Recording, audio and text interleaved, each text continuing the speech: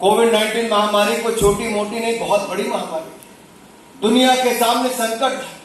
लेकिन मोदी जी के नेतृत्व में जहां हमने महामारी से मुक्ति आपको वैक्सीन से दिलाई, 200 करोड़ वैक्सीन पूरे देश भर में मुफ्त में लगाने का काम किया, तो वहीं पर 80 करोड़ गरीबों को 28 महीने तक अनाज मुफ्त में देने का काम भी नरेंद्र मोदी जी की सरकार ने किया है।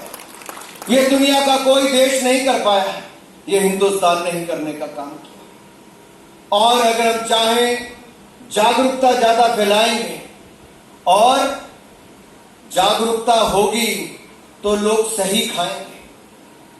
वो जो आपका क्या कहते हैं इसको, बर्गर पिज्जा से लेके बाकी सब, इसकी और आकर्षण जो पश्चिम संस्कृति का है।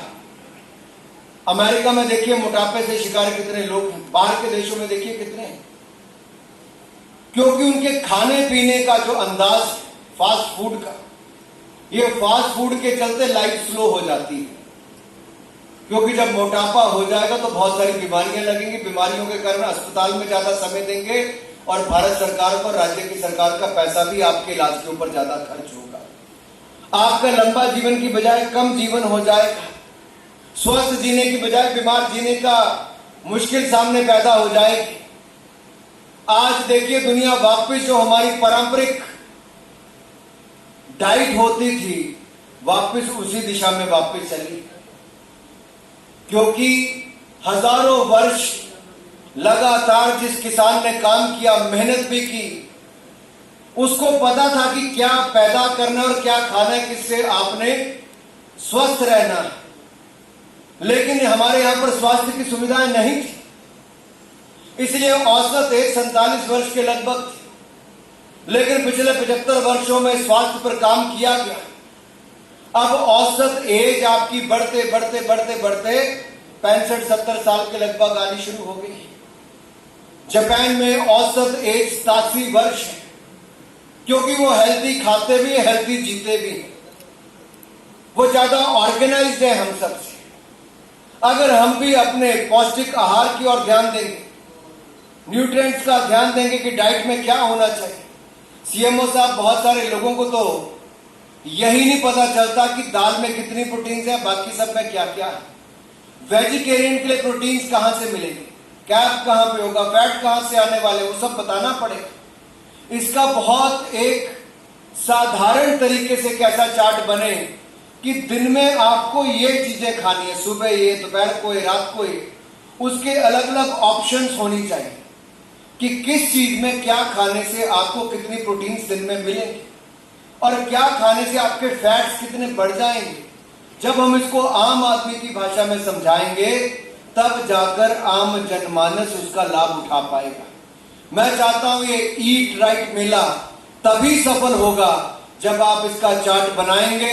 मेरे जैसे लोग इसको ट्वीट करके भी, फेसबुक पर भी, व्हाट्सएप पर भी, इंस्टाग्राम पर भी डालेंगे और सारे लोग उसको शेयर करेंगे, तो हर गांव के हर घर तक पहुंचने का काम भी हम सही तरीके से कर पाएंगे। That will be the right way to celebrate the right eat mela, और उसी से ही हम जनता को स्वस्थ भी कर पाएंगे।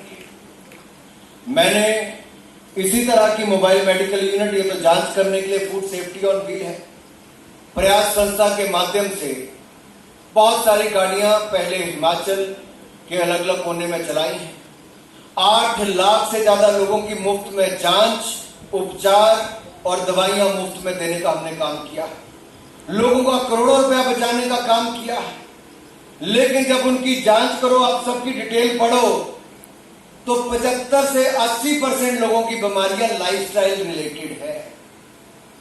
उनकी दिनचर्या क्या है, जीवन कैसे जीते हैं, खाते क्या है, रहन सहन क्या है, इसके ऊपर निर्भर करता है। जब तक उस पर हम परिवर्तन नहीं करेंगे तो हम प्रिवेंशन पर तो लगे, हम क्योर के ऊपर तो लगे, प्रिवेंशन की ओर ध्यान नहीं दे रहे। यानी कि हमें रोकथाम करना चाहिए इलाज की बजाय। इसी तरह से ही आप जांच तो करें, लेकिन जानकारी का अभाव ना हो, जागरूकता अभियान चले, जांच भी करें, जागरूकता भी करें और जन जन तक अपनी बात को पहुंचाने का काम भी करें। आइए इकट्ठे मिलकर जन जन तक हम अपनी आवाज को पहुंचाएं। क्या सही है, क्या गलत है खाने के लिए, इसकी जानकारी दें, लोगों को स्वस्थ रहने की अपील। और यही नहीं, लगभग सीएचसी सुजानपुर के लिए 11 करोड़ ही है कि ज्यादा है, क्या है आंकड़ा? इसके लिए भी फाउंडेशन स्टोन यहां पर एडिशनल बिल्डिंग के लिए किया गया है। इनॉग्रेशन जंगलबैरी में पीएचसी स्टाफ क्वार्टर 94 लाख रुपए के इसके लिए, और इनॉग्रेशन गुब्बर में पीएचसी के टाइप 4 रेजिडेंस के 61.64 लाख के, और ब्रिज जो बाकर खाट पर बन रहा है ये भी कम से कम 20 पंचायतों को इस पार भी और बाकर खड़ के उस पार टीरा की ओर भी लाभ पहुंचाएगा। इसलिए भी मैं आपको बहुत बहुत बधाई और शुभकामनाएं देता हूं। ये 3 करोड़ 35 लाख रुपए का बनेगा, और लाइब्रेरी भी हमारी कुठेड़ा में गवर्नमेंट सीनियर सेकेंडरी स्कूल में 86.48 लाख रुपए की लागत से बनेगी। इसके लिए भी आपको बहुत बहुत बधाई। और 17 लाख रुपए की लागत से चौरी रेस्ट हाउस का भी उद्घाटन आज यहां से हुआ है।